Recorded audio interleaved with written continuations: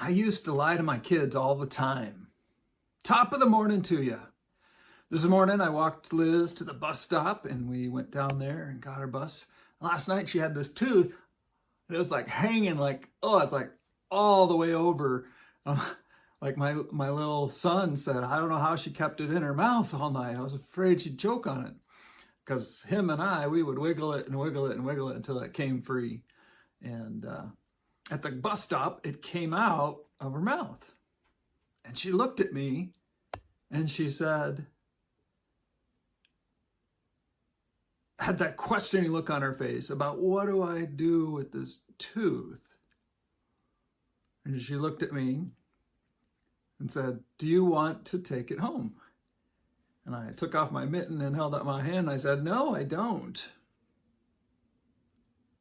And I took that tooth and brought it home safely for giving to the tooth fairy and moving on to the next step. In the past, I would have said, yes, I want to take that home for you. And part of me does want to take it home, right?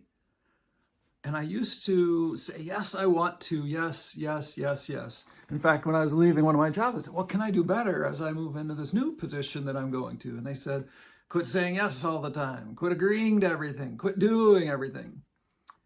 And I used to do that with my kids. Do you want to? No, I don't. And what does that show the children? That shows them, I don't want to do a certain thing, but I'm going to do it anyway. Like, it's not my top choice of things to do. If I was going to do something right now, it'd be throw snowballs or run with the dog or go snowshoeing. But taking a tooth back to safety in our house isn't the top thing on my list.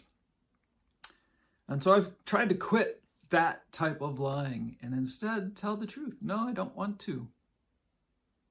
I'm choosing to for these reasons and moving on to the next phase.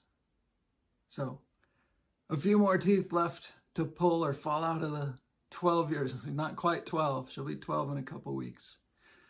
But that's what I've got for today. Where are you lying and where are you telling the truth? And what's the real truth? And what's underneath? I think that's the whole philosophy of my entire coaching practice. What's underneath?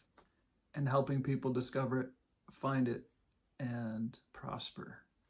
You be blessed.